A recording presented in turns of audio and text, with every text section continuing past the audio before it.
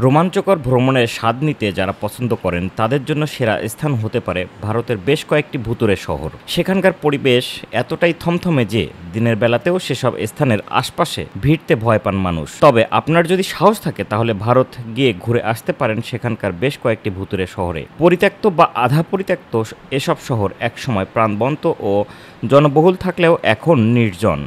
আর এ কারণেই ভূতেরে বলেই পরিচিত শহরগুলো। রোমাঞ্চপ্রিয় পর্যটকরা ভিড় করেন এসব শহরে। চাইলে আপনিও ঘুরে আসতে পারেন।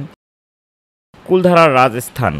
কুলধারা রাজস্থানের জয়সলমেরের কাছে অবস্থিত একটি পরিত্যক্ত গ্রাম। তথ্য অনুসারে 19 শতকের দিকে এক রাতে পুরো গ্রাম নির্জন হয়ে গিয়েছিল। গ্রামের বাসিন্দারা ঠিক কোথায় গিয়েছিল তার খোঁজ আজও মেলেনি। বর্তমানে সেখানে শুধু আছে পরিত্যক্ত বাড়িঘর ও খালবিল। অনেকেই রোমাঞ্চকর অনুভূতির স্বাদ পেতে ঘুরতে যান ভুতুরে এই গ্রামে। ফতেপুর সিক্রি, উত্তরপ্রদেশ।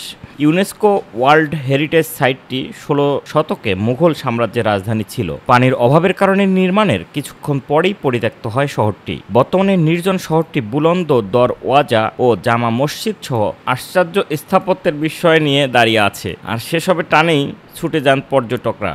তবে সেখানকার ভুতুরে পরিবেশ অনেক পর্যটককেই আতঙ্কিত করে। তামিলনাড়ুর পাম্বান দ্বীপের দক্ষিণ প্রান্তে অবস্থিত ধানুষকোডি। 1964 সালে একটি ঘূর্ণিঝড়ের পর বিধ্বস্ত হয় শহরটি। তবে এই শহরের একটি সমৃদ্ধ ইতিহাস ছিল।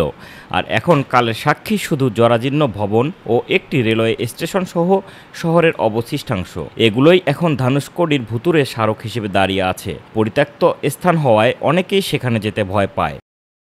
লাখপত, গুজরাট। লাখপত একসময় একটি ব্যস্ত বন্দর শহর ও বাণিজ্যের কেন্দ্র ছিল। যাই হোক, সিন্ধু নদীর গতিপথ পরিবর্তন ও পরবর্তী সময় ভূমিকম্পের কারণে শহরটি ধীরে ধীরে পরিত্যক্ত হয়ে যায়। লাখপতের দেয়াল, বাড়িঘর ও মন্দিরের ধ্বংসাবশেষ এখন তার অতীত গৌরবের প্রমাণ হিসেবে দাঁড়িয়ে আছে।